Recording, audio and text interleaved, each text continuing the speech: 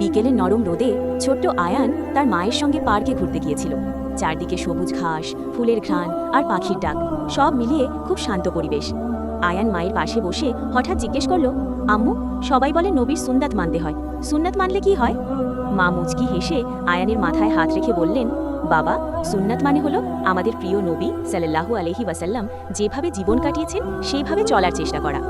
আয়ান আবার জিজ্ঞেস করল, তাহলে এতে লাভ কি?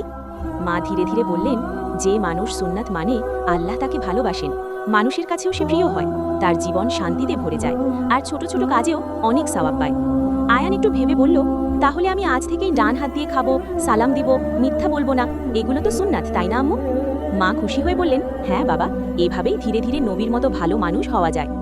পার্কের আকাশে তখন পাখিরা ঘরে ফিরছিল। আয়ান মায়ের হাত শক্ত করে ধরে মনে মনে বলল, আমি নবীর সুন্নাত মেনে চলব, যেন আল্লাহ আমাকে ভালোবাসেন।